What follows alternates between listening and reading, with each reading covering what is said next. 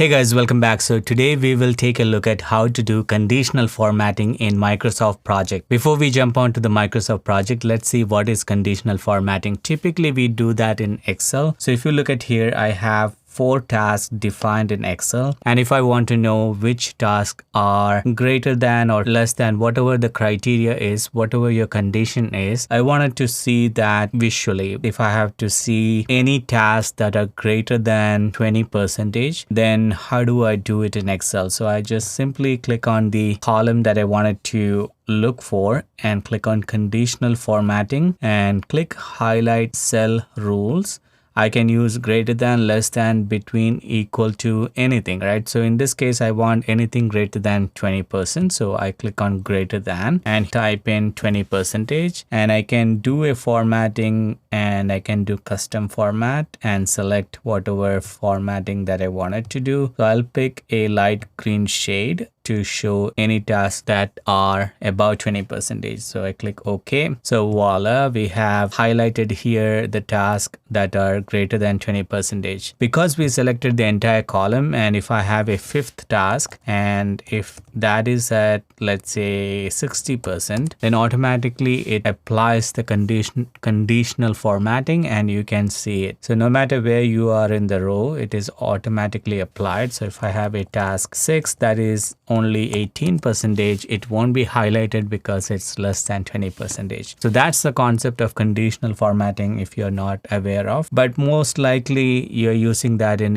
Excel most commonly. So how can we do that in Microsoft Project? So unfortunately in Microsoft Project, we don't have this conditional formatting. So let's see what we can do at least to mimic this. So let's say here the first task is 100% complete and the second is 50. Next task is 10%, another task is 5, and so on and so forth. So how do we do conditional formatting in project? Because I don't see that option here anywhere. So what we can do is we can create a custom column, which is a custom field, and look for number. So we will use number 1 because we want to use the greater than condition. So number 1, and click on it and say formula. So first let's display what number 1 should display, right? So we have to display the percentage completion. So if you click on the field and click on the number, you have percentage complete here. So we are just displaying the percentage complete column as is. So you get an idea how this goes in each step. So now if you look at it here and right click and insert the column that we created, which is number 1, you can see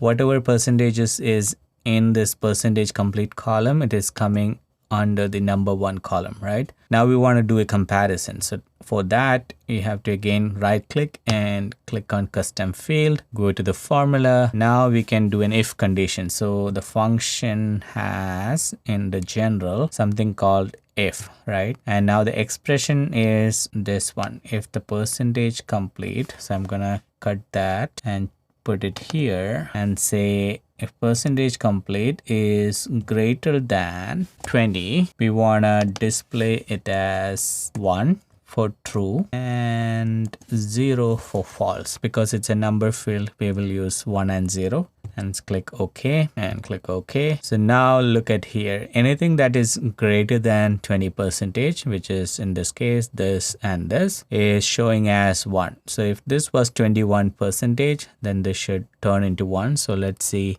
if the formula is working. So we type in 21.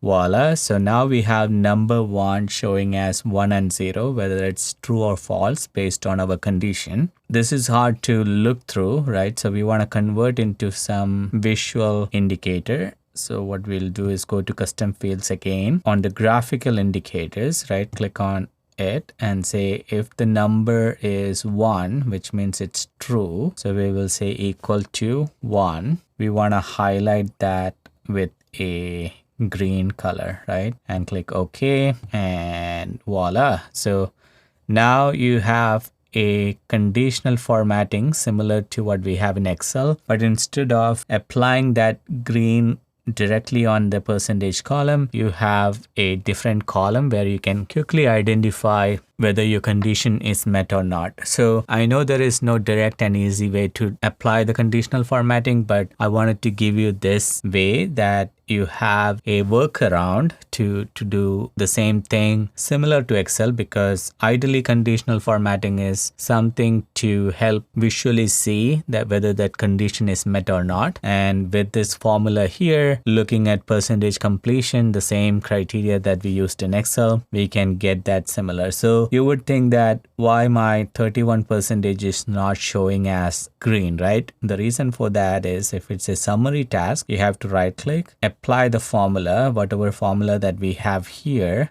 you have to roll that up into the summary also. So click on that, and instead of roll up, use the formula for the summary task and click OK. Okay, so here is the reason why it is not coming. So what you have to do is click on summary rows. Summary rows inherit the criteria from the non-summary rows, and now you should be able to see it. And there you go. So you can have the conditional formatting even on the summary rows, and the way to do that is you have to make sure in the graphical indicators you take the summary rows as the option, and then it will show up. Okay, so click on it and say okay and okay. So there you have it, guys. So you can have conditional formatting in a workaround using custom formulas and graphical indicators. Hope this helped, and if you're looking for some other tips, tricks, and project management education, let me know in the comment section below. I also have online courses on full project management masterclass, as well as a dedicated Microsoft Project Essential course. And for my YouTube subscribers, I have a 25% discount. So if you are following me on YouTube, put me in the comment that you would like to get the 25% discount, and I will share the coupon code so you can apply at checkout. All right, that's all for today, and I will see you in the next one. Take care. Bye.